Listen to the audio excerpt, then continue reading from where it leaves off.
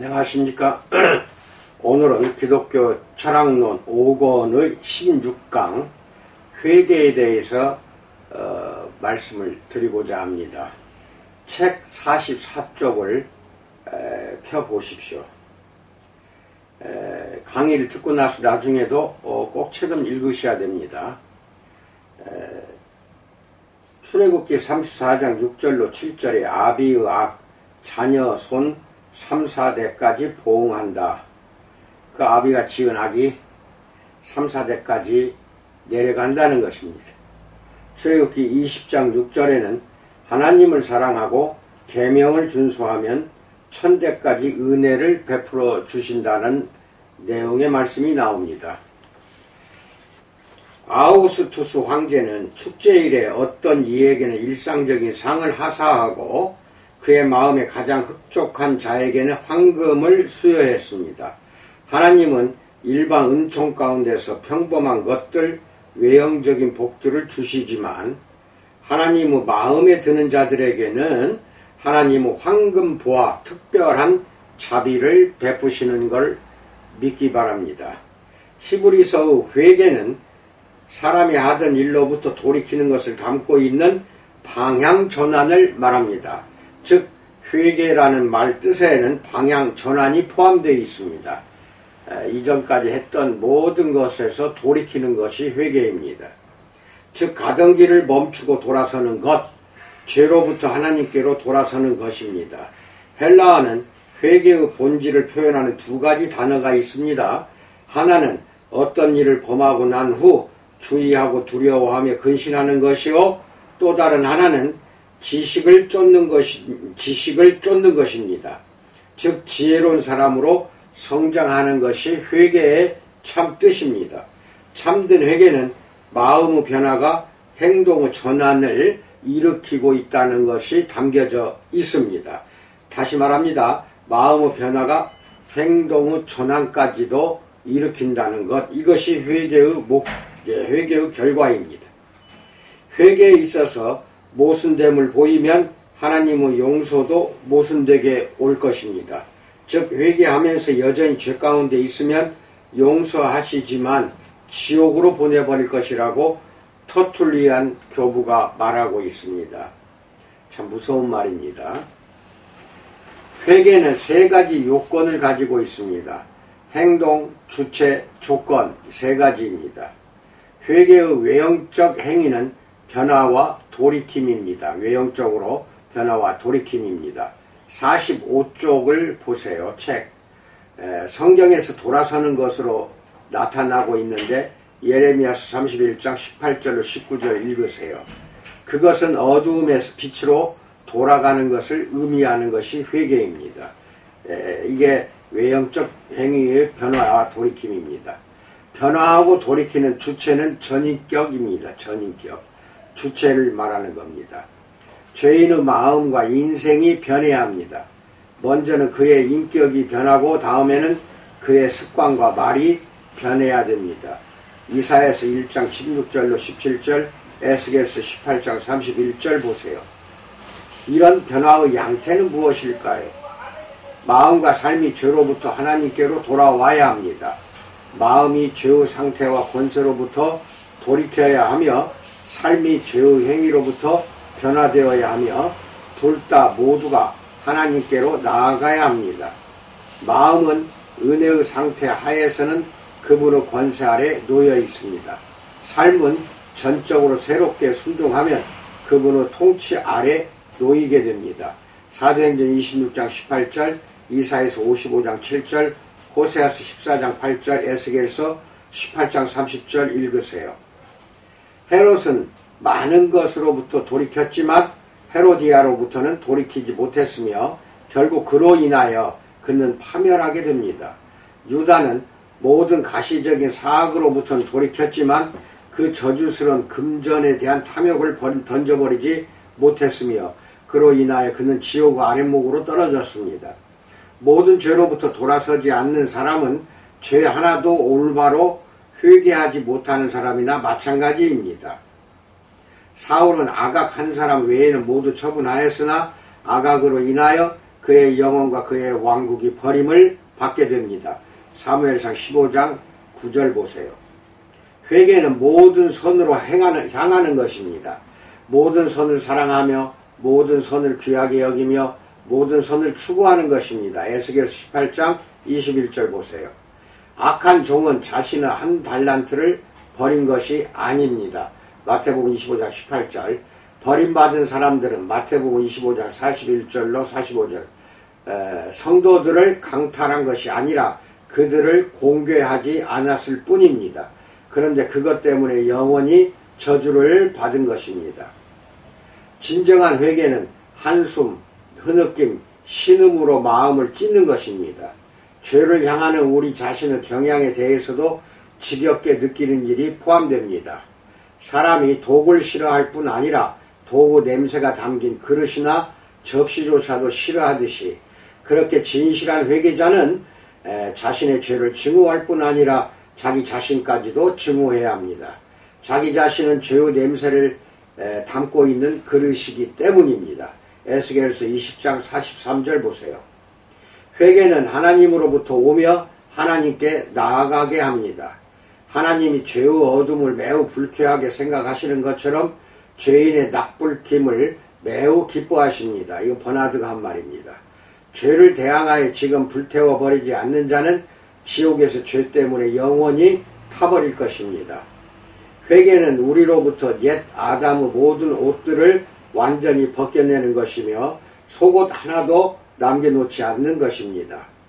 안셀름은 그의 모든 생애가 죄 때문에 저주스럽든지 아니면 행치 않은 선 때문에 무익한 것이 되었다고 말합니다.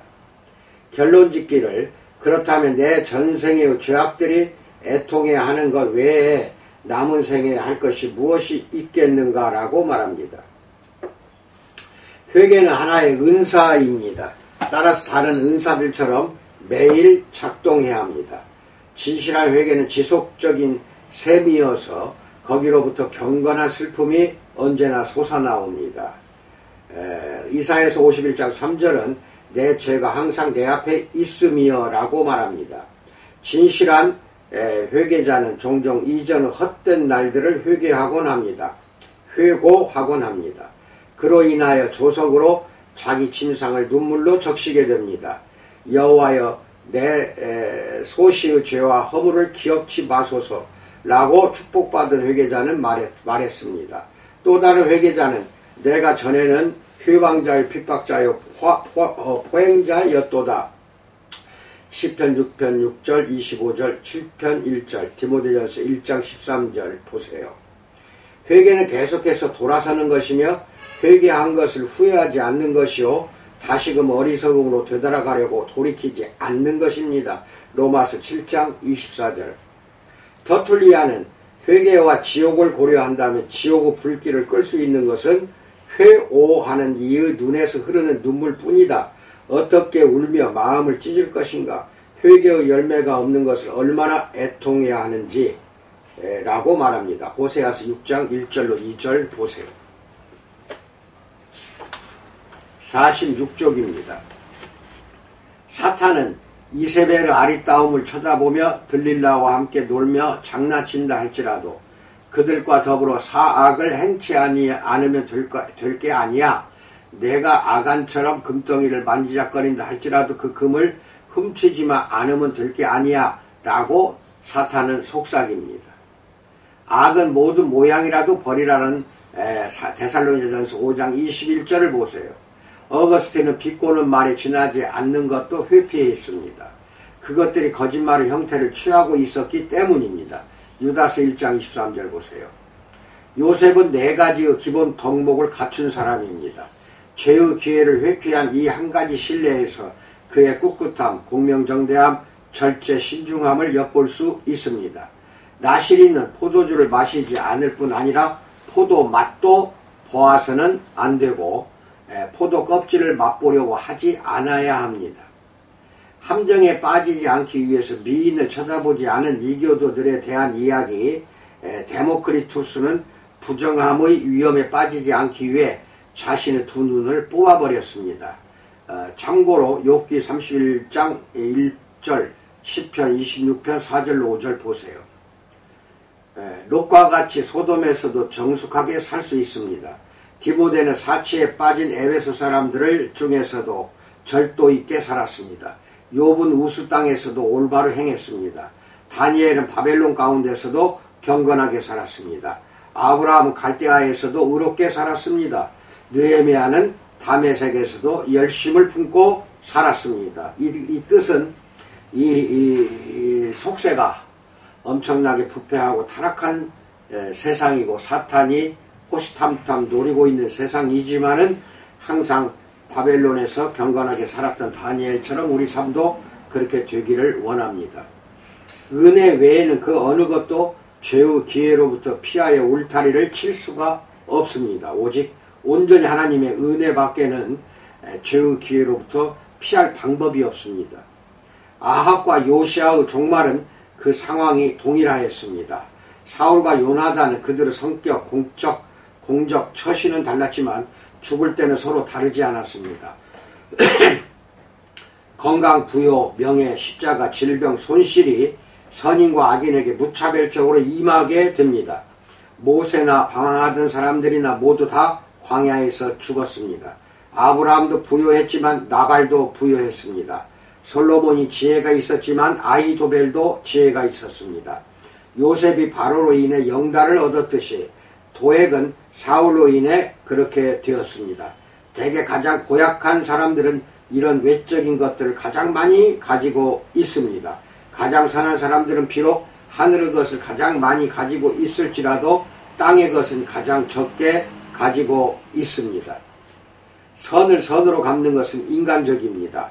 악을 악으로 갚는 것은 짐승 같은 행위입니다.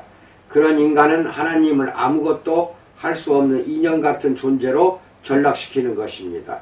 결국 자신에게는 가혹한 심판의 하나님으로 다가옴을 겪는 것입니다. 다른 사람들에게 용서하시는 자비의 하나님으로 임할 때 말입니다. 비참에 처해보지 못한다는 것은 더 비참한 일은 이 세상에 없다는 것입니다. 고난을 당해보지 못한 것보다 더 큰 고난은 없습니다. 하나님께서 채찍으로 때리지 않으시는 영혼에게는 화가 있으리로다. 하나님께서 전혀 매를 들지 않으시는 것은 모든 것 중에서 가장 서글픈 채찍이 됩니다. 호세아서 4장 17절 보세요. 의사가 환자를 단념할 때 사람들은 조종을 울려라. 이 사람은 죽었다 라고 말할 것입니다. 하나님이 한 영혼을 제멋대로 내버려둘 때 여러분이 이렇게 말해도 정상일 것입니다. 이 영혼은 영구히 버림을 받았도다. 여러분은 그를 위해 조종을 울려도 좋을 것이다. 그는 2번 죽어 뿌리까지 뽑히게 되었으니 말이다 라고 말합니다. 형벌로부터의 자유는 방심의 어머니이며 선행의 계모이며 종교 독약이며 거룩을 좀먹는 것이며 사악을 소개하는 것입니다. 내가 그 앞에 거치는 것을 두리라. 에스겔 3장 20절. 버터블루스 노트에는 내가 모든 일에 있어서 그를 형통하게 해주리라. 그러나 고난을 통해서 그로 하여금 죄를 짓지 못하도록 하지는 않으리라 라고 말합니다. 저로 하여금 낮아지고 비천한 음식을 먹으며 초라하게 살게 하시도 좋으나 당신과 함께 영원히 살 수만 있게 하소서 라고 기도합니다. 주여, 저로 하여금 위대하기보다는 은혜롭게 해주시고 외적으로 행복하기보다는 내적으로 거룩하게 하시며 저를 잠시 동안 높이셨다가 영구적으로 낮추시기보다는 저를 처음부터 보잘것없는 자가 되게 하니 보잘것없는 것보다 더 못한 자가 되게 해 주소서 라고 기도하세요.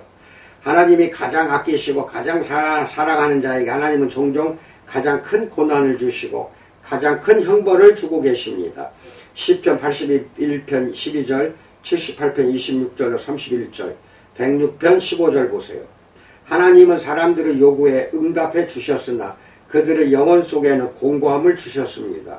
목이 비대해지고 영혼이 파리해지면 무거운 재난입니다. 이상입니다. 내일 또 이어서 17강도 회개에 대해서 말씀을 이어갑니다. 하루를 기도와 묵상으로 시작하시고 자기 전에 회개하십시오.